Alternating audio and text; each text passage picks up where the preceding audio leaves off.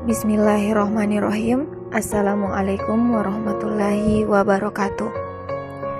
Yang terhormat Bapak Ian Awaluddin STMT selaku dosen mata kuliah Prasarana Wilayah dan Kota 2. Sebelumnya, perkenalkan nama saya Nurfadila Ajma dengan NIM 6080120042 kelas TPWKB. Adapun yang akan saya bahas yaitu mengenai bentuk-bentuk pemusnahan atau pembuangan air sampah. Yang akan saya bahas pertama yaitu mengenai pengertian sampah. Sampah adalah sisa buangan dari suatu produk atau barang yang sudah tidak digunakan lagi, tetapi masih dapat didaur ulang menjadi barang yang bernilai. Selanjutnya adalah jenis-jenis sampah. Apa saja jenis-jenis sampah? Sampah terbagi menjadi dua jenis, yaitu sampah organik dan sampah anorganik. Sampah organik adalah sampah yang berasal dari sisa makhluk hidup yang mudah terurai secara alami, tanpa proses campur tangan manusia untuk dapat terurai. Sampah organik bisa dikatakan sebagai sampah ramah lingkungan, bahkan sampah bisa diolah menjadi suatu yang bermanfaat bila dikelola dengan tepat. Tetapi, sampah bila tidak dikelola dengan benar akan menimbulkan penyakit dan bau yang kurang sedap, hasil dari pembusukan sampah organik yang cepat. Sampah anorganik. Sampah anorganik adalah sampah yang sudah tidak dipakai lagi dan sulit terurai. Sampah anorganik yang tertimbun di tanah dapat menyebabkan pencemaran tanah karena sampah anorganik tergolong zat yang sulit terurai dan sampah itu akan tertimbun dalam tanah dalam waktu lama, yang menyebabkan rusaknya lapisan tanah. Selanjutnya adalah jenis sampah organik. Berdasarkan jenis sampah organik dapat digolongkan menjadi dua, antara lain sampah organik basah dan sampah organik kering. Sampah organik basah adalah sampah organik yang banyak mengandung air. Sampah organik basah contohnya adalah sisa sayur, kulit pisang, buah yang busuk, kulit bawang, dan sejenisnya. Sampah organik ini dapat menimbulkan bau tidak sedap sebab kandungan air tinggi yang menyebabkan sampah jenis ini cepat membusuk. Yang kedua yaitu sampah organik kering. Sampah organik kering adalah sampah organik yang sedikit mengandung air. Contohnya, kayu, ranting pohon, kayu dan daun-daun kering. Kebanyakan sampah organik sulit diolah kembali jadi lebih sering dibakar untuk memusnahkannya. Selanjutnya adalah contoh sampah organik dan anorganik. Contoh sampah organik yaitu nasi, kulit buah dan sayuran busuk, ampas teh atau kopi, bangkai hewan, dan kotoran hewan atau manusia. Contoh sampah anorganik yaitu plastik, botol atau kaleng minuman, kresek, ban bekas, besi, kaca, kabel, barang elektronik, bohlam lampu, dan plastik. Sampah anorganik sulit terurai, tetapi dapat Anda manfaatkan kembali. Jangan sampai dibiarkan begitu saja.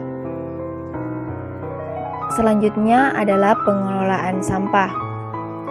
Proses kegiatan dalam pengelolaan sampah adalah yang pertama itu pengumpulan, yang kedua tahapan pengangkutan, dan yang ketiga tahap pembuangan akhir atau pengolahan. Pada tahap pengumpulan, ini diartikan sebagai pengelolaan sampah dari tempat asalnya sampai ke tempat pembuangan sementara sebelum menuju tahapan berikutnya. Pada tahapan ini digunakan sarana bantuan berupa tong sampah, bak sampah, peti kemas sampah, gerobak dorong, maupun tempat pembuangan sementara atau TPS. Untuk melakukan pengumpulan, umumnya melibatkan sejumlah tenaga yang mengumpulkan sampah setiap periode waktu tertentu. Selanjutnya adalah tahapan pengangkutan. Tahapan pengangkutan ini dilakukan dengan menggunakan sarana bantuan berupa alat transportasi tertentu menuju ke tempat pembuangan akhir atau pengolahan. Pada tahapan ini juga melibatkan tenaga yang pada periode waktu tertentu mengangkut sampah dari tempat pembuangan sementara ke tempat pembuangan akhir. Pada tahap pembuangan akhir atau pengolahan sampah, sampah akan mengalami pemprosesan baik secara fisik, kimia maupun biologis, sehingga tuntas penyelesaian seluruh proses pengelolaan sampah. Selanjutnya adalah bentuk-bentuk pembuangan atau pemusnahan akhir sampah. Bentuk-bentuk pemusnahan atau pembuangan akhir sampah diklasifikasikan menjadi 5, yaitu open dumping, composting, sanitary landfill dan control landfill, incineration, recycling. Adapun open dumping yaitu sistem terbuka. Sampah yang dibuang begitu saja dalam sebuah tempat pembuangan akhir tanpa ada perlakuan apapun, tidak ada penutupan tanah. Sistem ini sering dinilai sangat mengganggu lingkungan. Composting. Apa itu composting? Jadi, composting itu adalah proses alami mendaur ulang bahan organik seperti daun dan sisa makanan menjadi pupuk berharga yang dapat menyuburkan tanah dan tanaman. Kemudian sanitary landfill dan controlled landfill.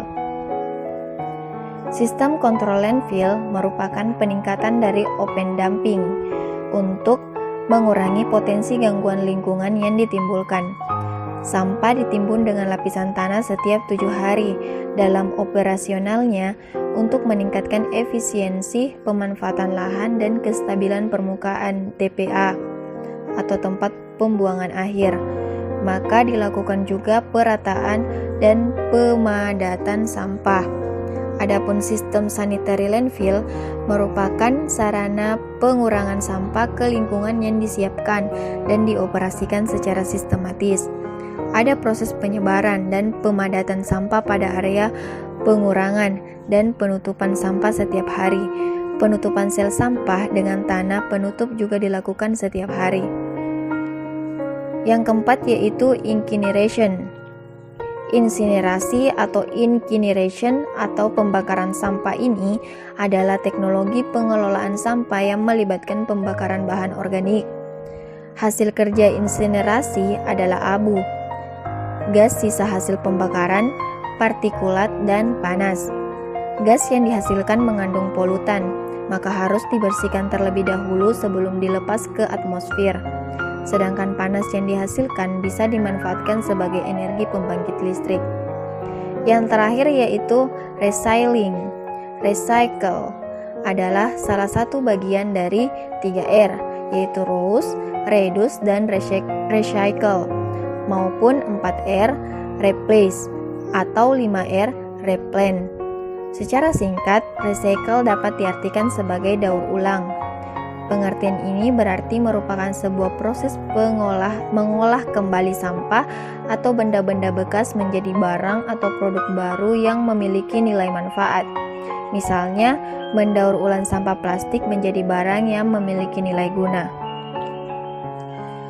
Cukup sekian penjelasan dari saya. Terima kasih. Wassalamualaikum warahmatullahi wabarakatuh.